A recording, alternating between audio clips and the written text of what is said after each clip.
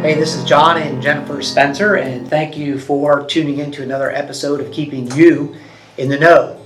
Today we're going to talk a little bit about as-is properties. And in North Carolina, when you've got the standard contract when getting ready to buy your house, it's an as-is contract.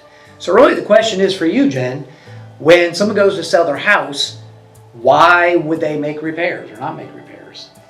So that's a question that's always perplexed sellers and buyers is if we agreed up front that this is going to be as is, then when you have the house inspected, why are you asking us to make repairs? Why is a buyer asking a seller to make repairs? So buyers, you are actually offering to, when you make an offer on the house, you are actually offering to buy the house as it is. You mean with no changes? That's right, with no changes. That's what the contract says.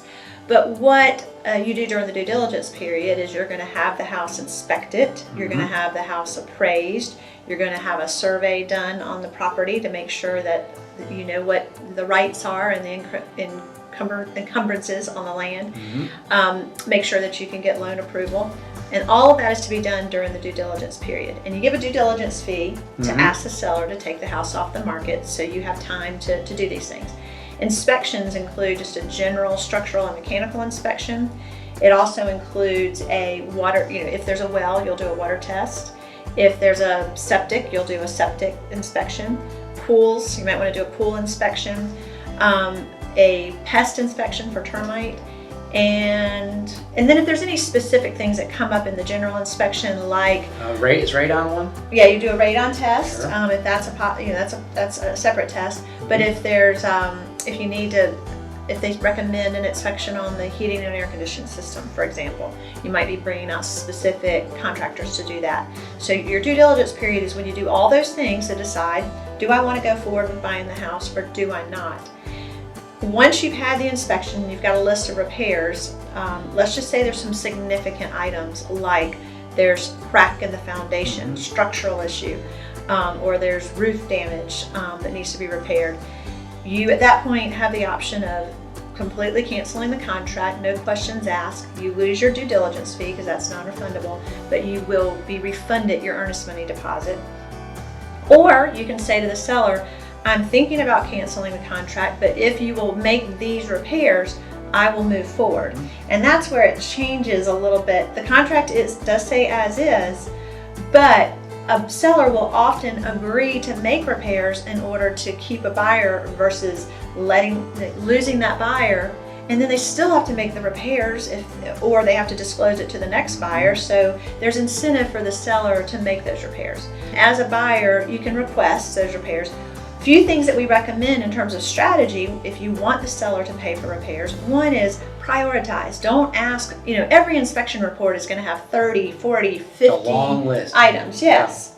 And instead of sending that entire list to the seller's more, in that case, very likely to say, no, I'm not doing all of that.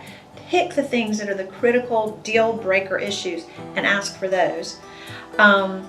A second thing that will increase the likelihood of having the seller move forward is if you've made a good offer on the front end. I mean, if it's a good, strong offer to begin with, they're more likely to make the repairs than if they feel like that you really negotiated hard on the sale price. Then they're going to be a little less likely to be cooperative when it comes to repairs, especially if they think they can go out and sell it to the next buyer for more money. Another thing that we recommend when you're negotiating repairs with a seller is to ask for money in lieu of having the seller make the repair. Because if you ask the seller to make these 6 repairs and they agree to do the repairs, then you're going to have the task of going back and making sure they did the repairs properly and that they did them the way you want them to be done. And you could potentially end up with delays or conflict or just shoddy repairs. So we think it's better from a buyer standpoint and a seller standpoint for that matter to go ahead and agree, these 6 repairs will cost this much money to fix. Have the seller give you the money in lieu of making the repair themselves. We call that money in lieu or cash in lieu. And we just feel like you can control the process so much. Yeah, because then you can get your own contractors and it can be done to your approval. That's right. That's exactly That makes sense. So that's our recommendation there to both our buyers and our sellers. So in North Carolina, this is a covenantor state, correct? That's right. So how does that play into this contract? Buyer beware. So when you buy a house, you as the buyer, once you close on that house, have said, I am accepting this house in the condition it is in now. If a seller or an agent misrepresents something and you buy the house with incorrect information, there you might have some recourse.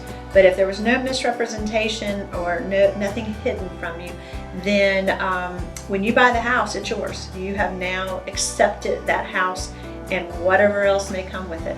So when getting ready to buy a house, it seems to make sense because it's a covenantor state.